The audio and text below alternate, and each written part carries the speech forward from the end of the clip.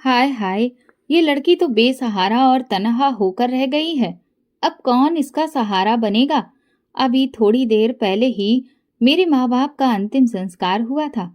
मैं घर के एक कोने में बैठी थी। हालांकि वहां मेरे ताया ताई भी मौजूद थे, लेकिन मेरी ताई मेरे पास बैठने के बजाय दूर बैठी मेरी बेबसी का तमाशा देख रही थी। मैं तो इस पूरी दुनिया में तन्हा होकर रह चुकी थी।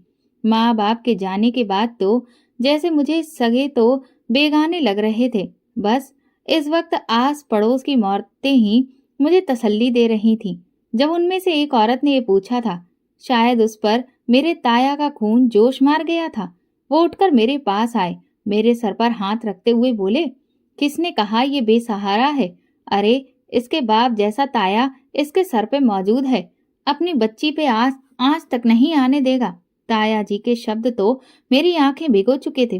खैर, मेरे माँ बाप की अचानक मौत के बाद मेरे ताया मुझे अपने घर ले आए, लेकिन मेरी ताई मुझे एक मिनट भी बर्दाश्त नहीं करती थी।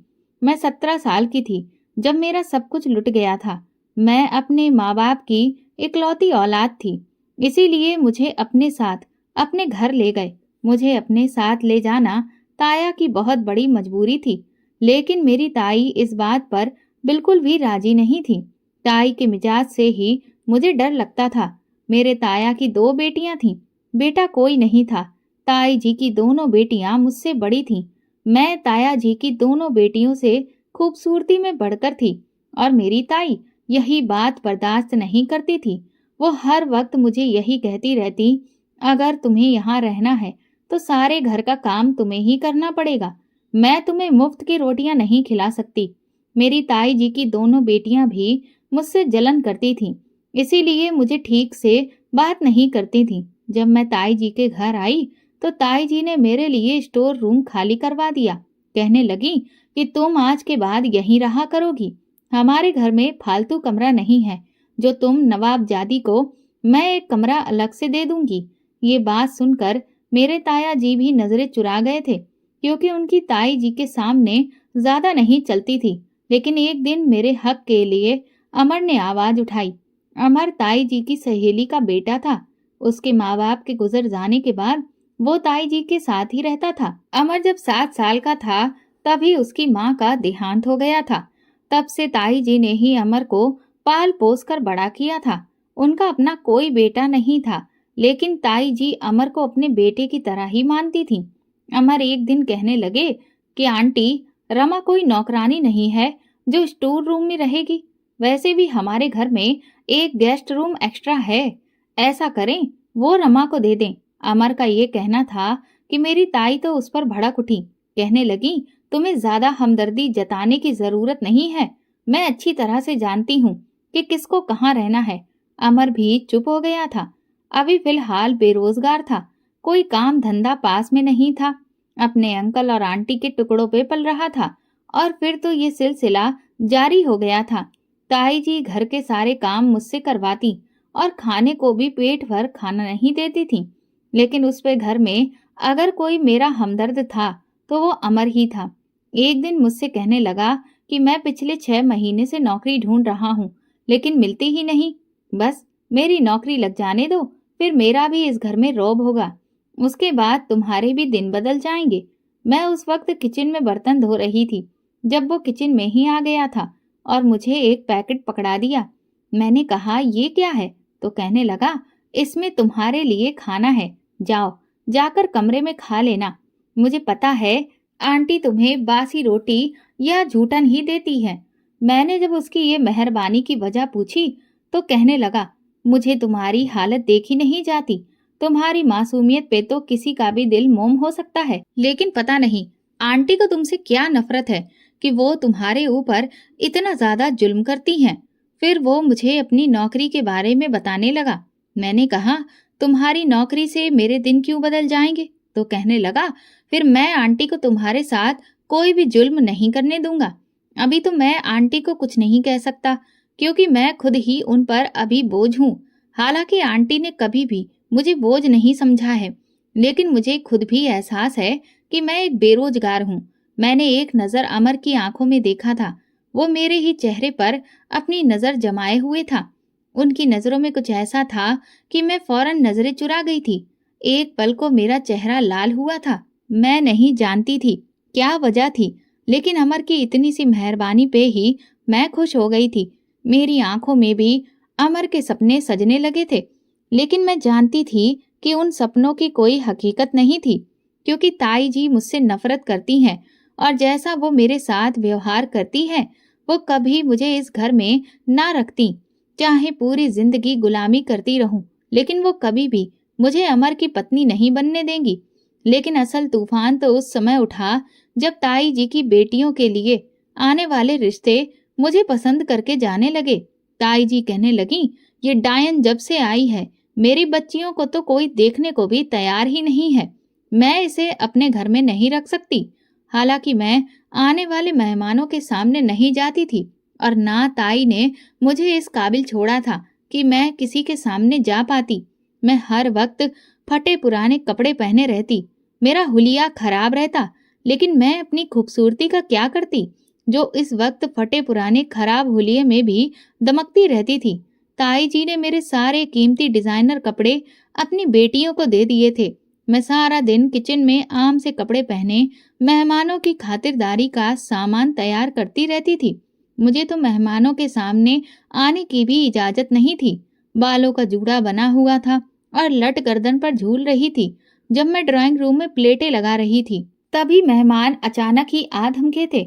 मैं उनके आने पे एकदम से बौखला गई थी। ताई जी ने मुझे इशारा किया था कि मैं अंदर चली जाऊं, लेकिन उन औरतों में से एक औरत की नजर मुझ पर पड़ी थी। फौरन ही वो पूछ बैठी, ये लड़की कौन है?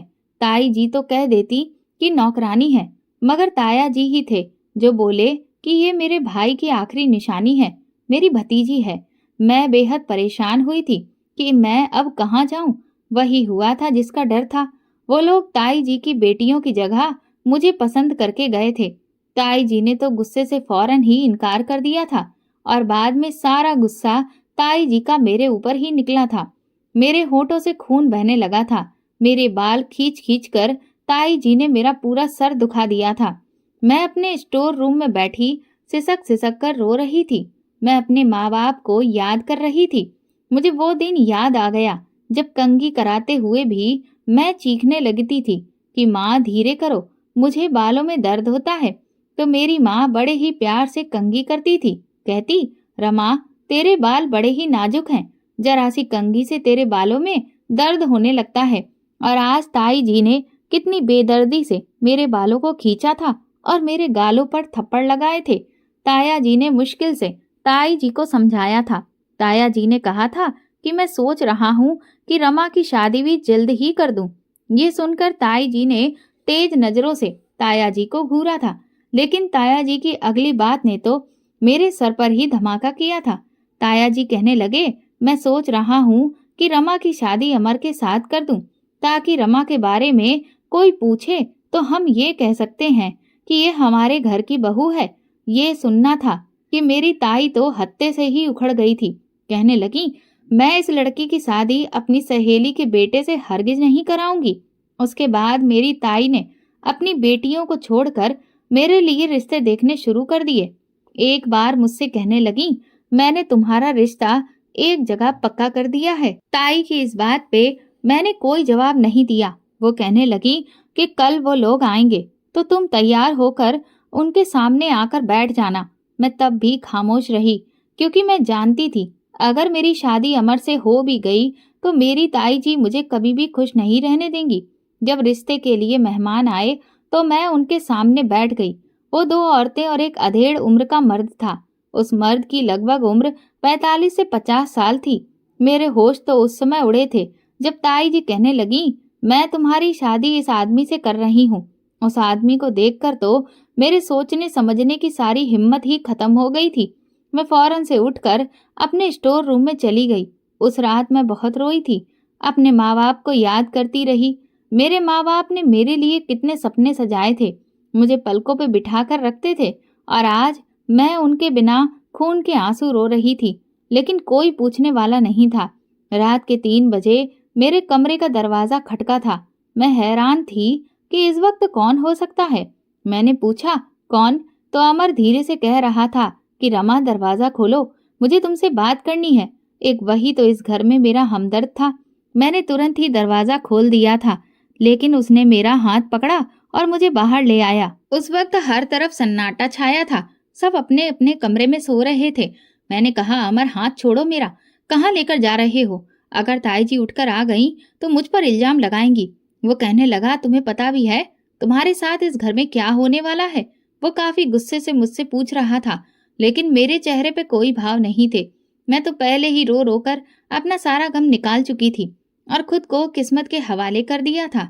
लेकिन उसकी बात पे फिर से मेरी आंखों में आंसू भर आए थे। मैंने कहा, हाँ मुझे मालूम है, ताई जी एक बूढ़े आदमी से मेरी शादी करना चाहती हैं। मेरी बात सुनकर वो कहने लगा, हमारे पास सिर्फ आज की रात है रमा, वरना कल दोपहर को आंटी तुम्हारी शादी उस बूढ़े आदमी से करवा देगी।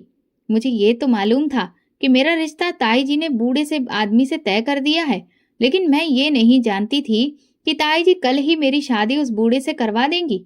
ये बात सुनकर मैं रोने लगी। मैं जानती थी कि मेरी किस्मत अब बदल नहीं सकती। अमर कहने लगा, तुम अभी चलो मेरे साथ।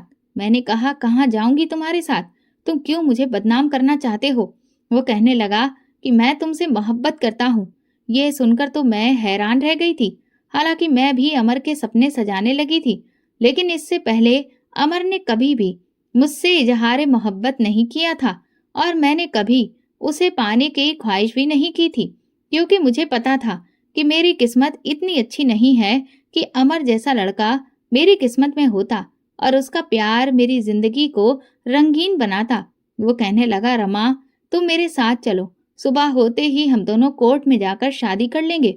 अमर की बात सुनकर मैं परेशान हुई थी। मैंने कहा, यह मुमकिन नहीं है, मैं ये नहीं कर सकती, ताई जी मुझे जान से मार डालेंगी। वो कहने लगा, क्यों मार डालेंगी? मैं हूं ना। देखो, अगर तुमने मेरी आंटी के डर से उस बूढ़े आदमी से शादी कर ली तो तुम्हारी सारी जिंदगी रोते हुए गुजर जाएगी। बस एक बार हमारी शादी हो जाए तो मेरी आंटी भी कुछ नहीं कर सकती और बहुत जल्द मुझे नौकरी भी मिल जाएगी, तो फिर सब कुछ ठीक हो जाएगा। लेकिन मैं अमर की बात सुनकर बहुत डर गई थी। अमर भले ही मेरे सामने यूं बड़ी बड़ी बातें कर रहा था, लेकिन वो अपनी आंटी के सामने जबान भी नहीं खोलता था। मैं कैसे उस पर विश्वास कर सकती थी कि वो पूरी जिंदगी मेरा साथ निभाएगा, मेरे साथ कदम से कदम मिलाकर खड़ा रहेगा। लेकिन मेरे पास दूसरा कोई रास्ता भी नहीं था, क्योंकि अमर से मोहब्बत तो मुझे भी हो गई थी। मैं उस बूढ़े आदमी से कभी भी शादी नहीं करना चाहती थी, इसीलिए अमर के साथ दहलीज पार कर ली गई थी। अमर मुझे अपने दोस्त के घर ले गया था, जहां उसके सिर्फ नौजवान लड़के दोस्त ही रहते थे। उस फ्लैट में आकर मुझे कुछ डर सा महसूस हो रहा था, लेकिन अमर ने मुझे कमरे में भेज दिया। वो कहने लगा, जैसे ही सुबह होगी हम कोर्ट मैरिज करके घर चले जाएंगे। वो रात मेरी आंखों में ही कटी थी। जैसे ही सुबह हुई मेरे कमरे पर दस्तक हुई थी। दरवाजा खोला तो मेरे कमरे के बाहर अमर ही खड़ा था। उसके साथ में कोर्ट चली गई और फिर उसके दोस्तों की मौजूदगी में मेरी शादी अमर से हो चुकी थी। मैं नहीं जानती थी कि घर पहुंचते ही जो हंगामा शुरू होगा उससे शायद मैं देख पाऊं। मेरी ताई जी तो मुझे जान से ही मार डालती, लेकिन अमर मेरी ढाल बना हुआ था। मुझे तसल्ली देने लगा, कहने लगा, रमा चिंता मत करो, मैं हूं ना, तुम्हें कोई भी कुछ नहीं कहेगा। जैसे ही अमर के साथ मैं घर पहुंची, दरवाजा मेरे ताया जी ने खोला था। मुझे देखकर कहने लगे, मुझे नहीं पता था मेरे भाई का खून इतना गंदा भी हो सकता है। रात भर कहाँ गायब रही थी तुम? मैं रोने लगी। फिर ताया जी अमर से कहने लगे, तुम्हें ये कहाँ से मिली है? शायद ताया जी को ये लग रहा था मैं घर से अकेली भागी थी और अमर मुझे ढूंढ कर लाया है। मैंने डर के मारे अमर का हाथ पकड़ा हुआ था। वो मुझे घर के अंदर ले आया, मेरे हाथ को हल्के से दबाकर मुझे तसल्ली भी देने लगा। अगले ही पल अमर ने कहा कि रमा कहीं नहीं गई थी, बल्कि ये पूरी रात मेरे साथ थी। ये सुनना था कि मेरे ताई ताया दोनों ही आंखें पूरी खोले उसे देखने लगे। वो कहने लगा, आप लोग रमा के साथ जुल्म कर रहे थे, उसकी शादी एक बूढ़े आदमी से कर रहे थे, इसीलिए मुझे ये कदम उठाना पड़ा। मैंने रमा से कोर्ट मैरिज कर ली है। मेरे ताया जी तो अमर के फैसले से खुश हो गए थे, लेकिन मेरी ताई वहीं सीने पे हाथ मारकर सोफे पर गिर गई थी।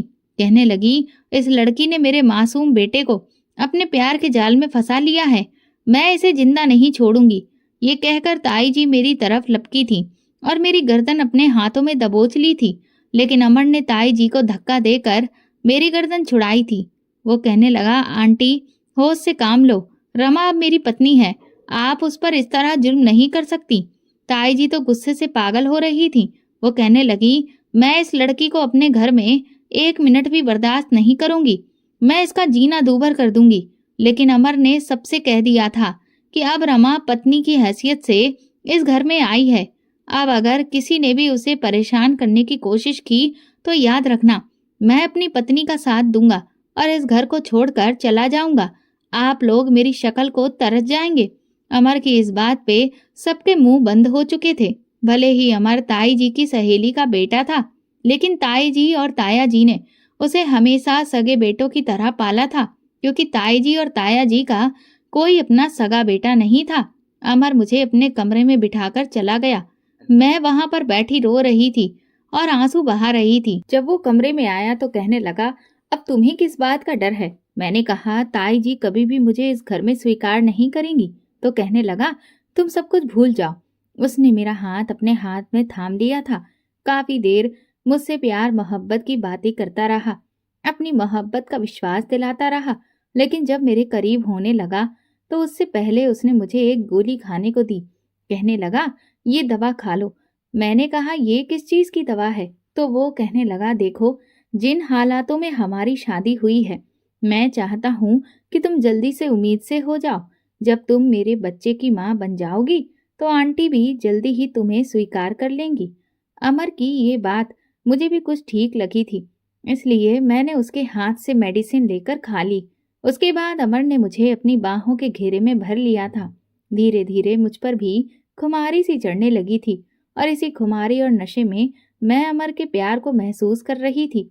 उस रात उसने मेरे ऊपर अपनी सारी चाहतें लुटा दी थीं, लेकिन इन चाहतों के पीछे छिपे हुए मकसद से मैं अनजान थी। काश मैं उसके मक्कार चेहरे को पहचान लेती तो आज मैं खून के आंसू ना बहाती। सुबह जब मेरी आंख खुली तो मैं अभी तक अमर की बाहों में सो रही थी। वो मुझसे पहले ही जागा हुआ था। आंखें खुली तो सामने उसका चेहरा था। उसे यूं खुद के करीब मुस्कुराता देखकर तो मैं शर्मा सी गई थी। बीती रात याद आते ही मेरे गालों पे हया की लाली छाने लगी थी। मैंने फौरन खुद को उसके बाजू से छुड़ाया और वहां से उठ गई। फ्रेश होकर मैंने वही आम से कपड़े पहने तो अमर ने मुझसे वो सूट छीन लिया। कहने लगा, तुम ये कपड़े क्यों पहन रही हो? आज इस घर की बहू के तौर पर तुम्हारा पहला दिन है। वो मेरे लिए खूबसूरत सा ड्रेस निकाल कर लाया और कहा, ये पहनकर तैयार हो जाओ, फिर हम नाश्ता करने के लिए बाहर चलते हैं। मैं उसकी मोहब्बत और ख्याल देखकर तो जैसे निहाल सी हो रही थी। मैंने वही सूट पहना और हल्का हल्का मेकअप भी कर लिया, मगर जैसे ही कमरे से बाहर जाने लगी, ताई जी के ख्याल से मैं कांप चुकी थी। न जाने मुझे बाहर देखकर ताई जी का क्या व्यवहार होगा। जो कुछ मैंने सोचा था शायद उससे भी बुरा होने वाला था। मैं तैयार होकर डरते डरते कमरे से बाहर निकली। डाइनिंग टेबल पे नाश्ता लग चुका था। जैसे ही मैं बाहर आई तो ताई जी ने एक नजर मुझ पर डाली। वैसे तो सुबह का नाश्ता मैं बनाया करती थी, मगर आज ताई जी ने खुद बनाया था। उनकी तो हालत ही खराब हो रही थी। मुझे कमरे से बाहर निकलते देखकर वो गुस्से से कहने लगी, आओ आओ महारानी साहिबा, इस घर में मालकिन के तौर पर आज तुम्हारा पहला दिन है, तब भी कमरे से बाहर तुमने कदम नहीं निकाला। मैं तो अब इस घर की नौकरानी हूं ना, तुम लोगों को अब खाना पेश करूंगी, तुम लोगों के नखरे भी उठाऊंगी। ताई जी के ये शब्द सुनकर मैं फौरन अमर के पीछे छुपी हुई थी, जबकि अमर ने फौरन मेरा हाथ थामकर खींचा और कहने लगा, डरने की कोई जरूरत नहीं है, मैं हूं ना। मैं अमर के साथ ही लगी डरती हुई डाइनिंग टेबल तक पहुंची थी, फिर अमर के साथ ही कुर्सी पर बैठ गई। ताई जी की दोनों बेटियां भी मुझे गुस्से से घूर रही थीं।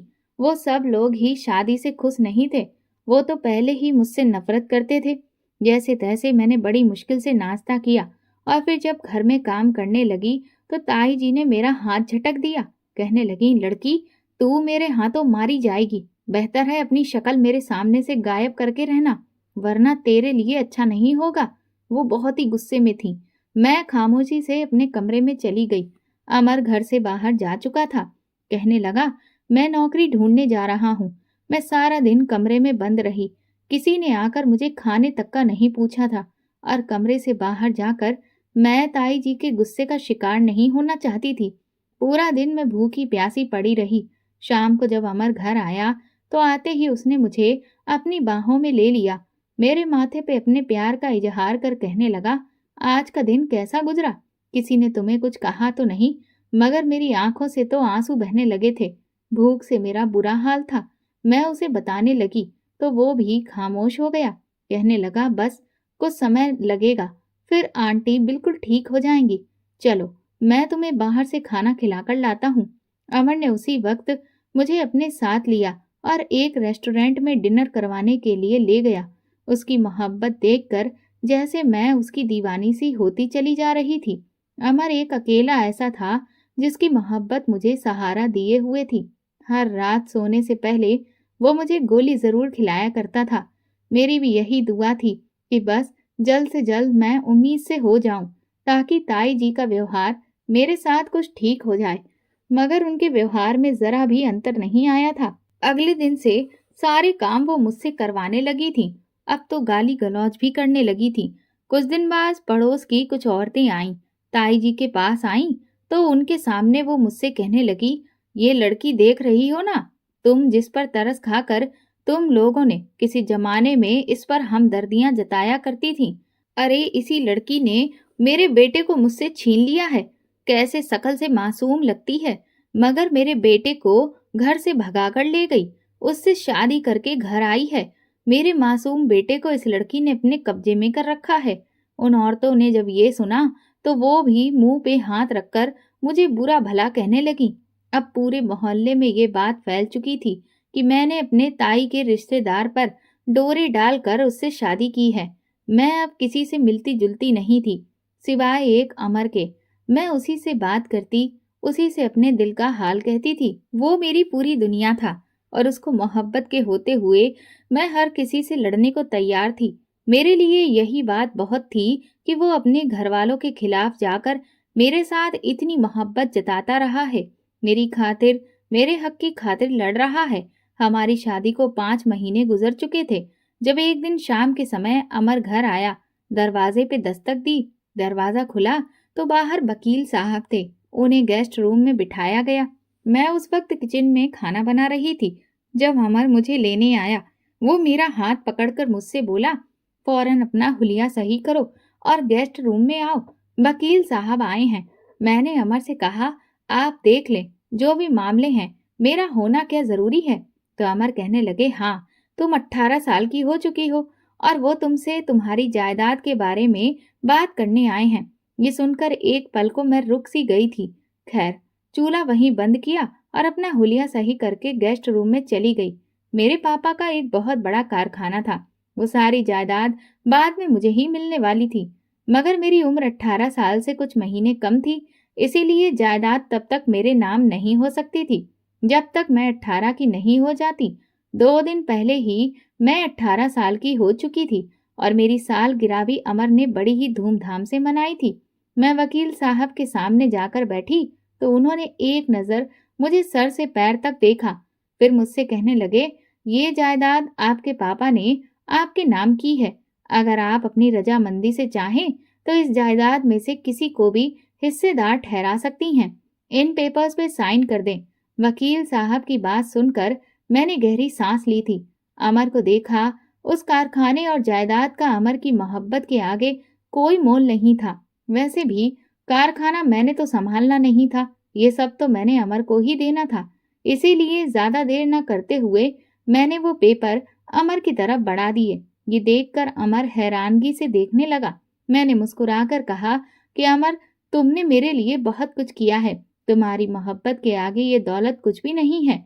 मैं चाहती हूँ अपनी सारी दौलत तुम्हारे नाम कर दूं। वैसे भी सब कुछ तुम्हारे पास रहे या मेरे पास रहे, बात तो एक ही है। ये सुनकर अमर कुछ उलझन का शिकार हुआ था। उसके हाथ कांपने लगे थे। उन पेपरों को लेते हुए उसने वो पेपर मुझे वापस कर दिए। कहने लगा कि नहीं रमा, इस जायदाद पर तुम्हारा हक है और तुम्हारा ही रहेगा। मैं भला इन पेपर्स पे कैसे साइन कर सकता हूँ?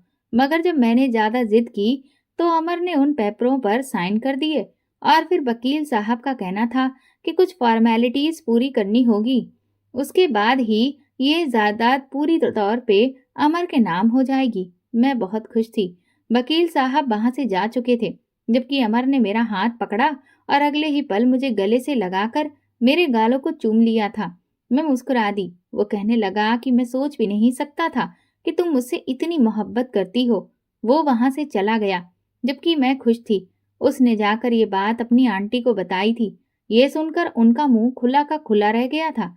मुझे लगा शायद मेरे इस कदम के बाद ताया जी और मेरी ताई जी का व्यवहार मेरे साथ अच्छा हो जाएगा। वो अमर के माथे को प्यार से सहलाने लगी, उसे बधाइयां देने लगी। ताया जी भी खुश थे और मैं भी खुश थी कि चलो, हो सकता है ये लोग मुझे स्वीकार कर लें।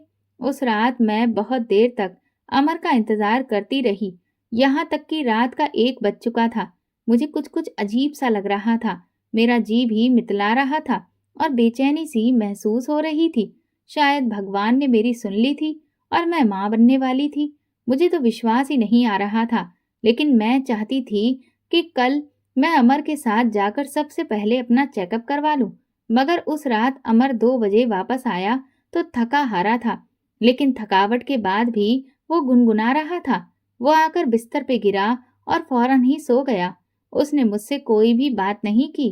अगली सुबह जब मैंने अमर से डॉक्टर के पास जाने की बात की तो वो मुझे बिल्कुल नजरअंदाज कर चुका था।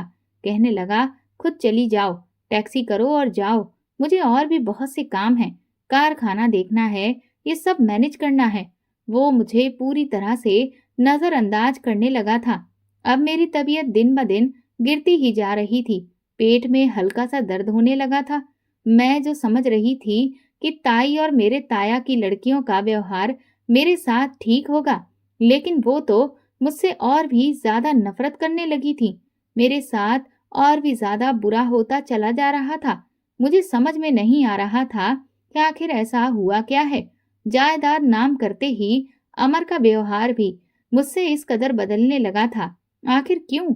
वो तो मुझे यूं नजरअंदाज कर चुका था जैसे उसकी नजर में मेरी कोई अहमियत ही ना हो। एकदम से इतनी मोहब्बत के बाद वो अजनबीपन देखकर मैं अंदर ही अंदर टूटने लगी थी।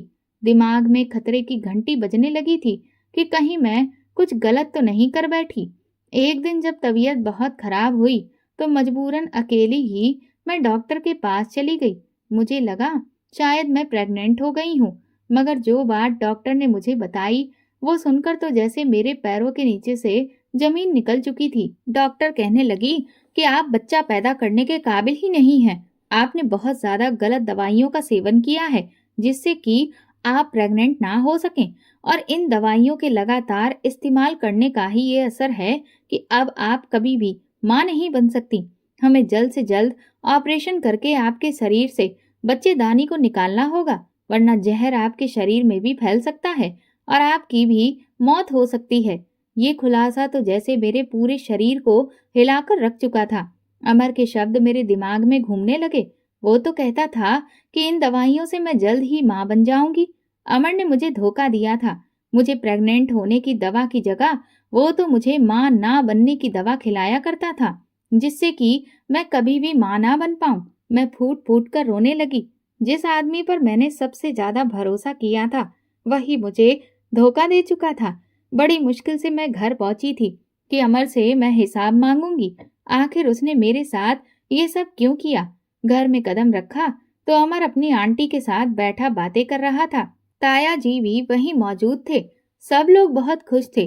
अमर हंस हंस कर उन्हें बता रहा था कि कैसे उसने ये सारा प्लान बनाया, सिर्फ और सिर्फ मेरी जायदाद हथियाने के लिए। और ताई जी अमर की बलाएं ले रही थी कि तू तो बड़ा अच्छा खिलाड़ी निकला, तुझे तो फिल्मों में काम करना चाहिए। अरे, तुमने तो मुझे भी भनक नहीं लगने दी कि ये सब कुछ तू रमा की जायदाद के लिए कर रहा है। कि तभी अमर की नजर मुझ पे पड़ी। मेरा बस नहीं चल रहा था कि मैं अमर का मुंह नोच लेती। यहाँ पे तो सब के सब मेरे दुश्मन थे। अगले ही पल मैं आगे बढ़ी और अमर को गिरेबान से पकड़ लिया। मेरा पूरा शरीर कांप रहा था। मैं रोते हुए कहने लगी कि मेरा क्या कसूर था? किस गुनाह की सजा दी तुम लोगों ने मुझे? मैंने तो तुम्हें अपना परिवार माना था। और अमर, तुमसे तो सच्ची मोहब्बत की थी, और उस मोहब्बत के आगे मैंने अपनी जायदाद भी तुम्हारे नाम पर कर दी थी। उससे तो अच्छा था कि तुम मुझे मरने के लिए छोड़ देते। तुमने मुझे धोखा दिया है। धोखेबाज हो तुम। अभी के अभी मेरी सारी जायदाद वापस करो। उस पर सिर्फ और सिर्फ मेरा हक है। मेरे माँ बाप की मेहनत की कमाई है। तुम जैसे धोखेबाज मेरे माँ बाप की मेहनत की कमाई पे ऐश नहीं कर सकते। मगर उसी पल अमर ने मुझे दूर धक्का दिया। मैं जाकर फर्श पे गिरी थी। ताया जी की तरफ जब मैंने एक नजर देखा कि शायद वो मुझे कोई हमदर्दी के बोल बोलते, मगर वो भी हमेशा की तरह नजर झुकाकर अपने बेटे और अपनी पत्नी के पीछे थे। मैंने रोते हुए अमर को ये भी कहा कि तुम्हारी वजह से मैं अब कभी भी मां नहीं बन पाऊंगी। मुझे ऑपरेशन भी करवाना है। मुझे पैसे चाहिए, वरना मैं मर जाऊंगी। मगर अमर नफरत से कहने लगा, मेरी भला से मरो तो मर जाओ, मैं तुम पर एक पैसा खर्च नहीं करने वाला। एक पल में उसने मुझे आसमान से उतार कर जमीन पे पटक दिया था। मुझे लगा मेरी सांसें रुक जाएंगी। अमर का मतलबी प्यार मेरी जिंदगी बर्बाद कर चुका था। ताई जी आगे बढ़ी और कहने लगी, मैं अब इस लड़की को अपने घर में नहीं रहने दे सकती। अरे, अब तो ये वैसे भी कंगाल हो चुकी है। हमारी बला से मरे या जिए, हमें अब इससे कोई मतलब नहीं होना चाहिए। मैं रोने लगी। रोते हुए ताऊ जी के कदमों में गिर चुकी थी, लेकिन उन्होंने भी अपने पैर पीछे खींच लिए थे। उन्होंने भी मुझे कोई सहारा नहीं दिया। ताई जी मुझे धक्के देकर घर से निकालने लगी। तभी वहां पे वकील साहब की गाड़ी आकर रुकी थी। वकील साहब मुझे अपनी आंखों से देख चुके थे।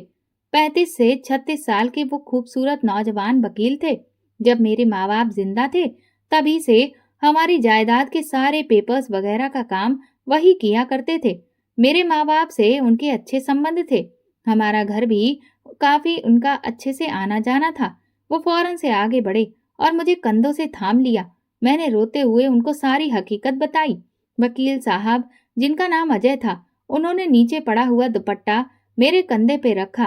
कहने लगे, रमा जी, मैं तो उसी दिन से तुम्हारे पति की नीयत भांप चुका था।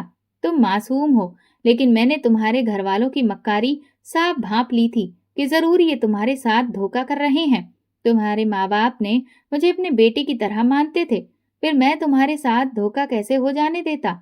मैंने तुमसे किसी भी तरह से अकेले में बात करना चाहता था कि तुम अपनी सारी जायदाद अमर के नाम मत करो, कुछ अपने पास भी रखो। ये मंजर देखकर तो एक पल के लिए अमर के साथ साथ ताई जी के भी होश उड़ चुके थे।